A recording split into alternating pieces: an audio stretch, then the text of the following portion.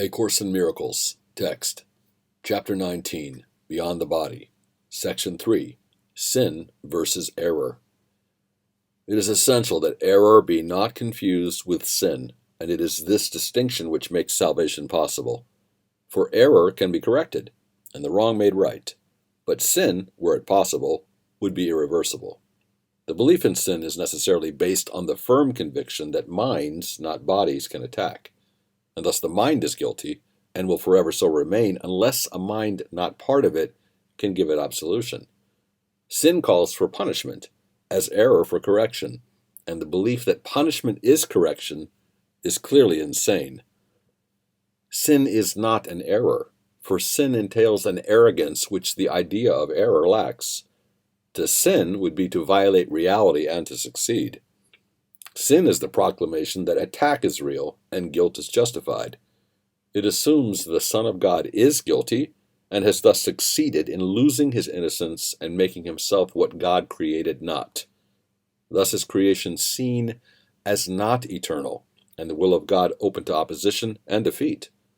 Sin is the grand illusion underlying all the ego's grandiosity, for by it God himself is changed and rendered incomplete.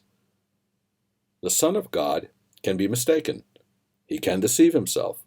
He can even turn the power of his mind against himself, but he cannot sin. There's nothing he can do that would really change his reality in any way, nor make him really guilty. That is what sin would do, for such is its purpose.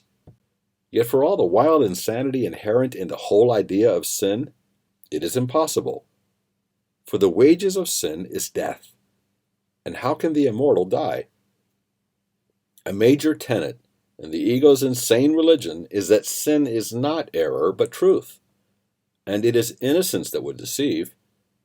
Purity is seen as arrogance, and the acceptance of the self as sinful is perceived as holiness. And it is this doctrine which replaces the reality of the Son of God as his Father created him, and willed that he be forever. Is this humility? Or is it rather an attempt to wrest creation away from truth and keep it separate? Any attempt to reinterpret sin as error is always indefensible to the ego. The idea of sin is wholly sacrosanct to its thought system and quite unapproachable except through reverence and awe.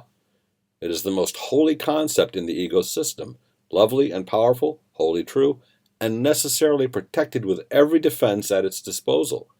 For here lies its best defense which all the others serve. Here is its armor, its protection, and the fundamental purpose of the special relationship in its interpretation. It can indeed be said the ego made its world on sin. Only in such a world could everything be upside down. This is the strange illusion which makes the clouds of guilt seem heavy and impenetrable. The solidness this world's foundation seems to have is found in this.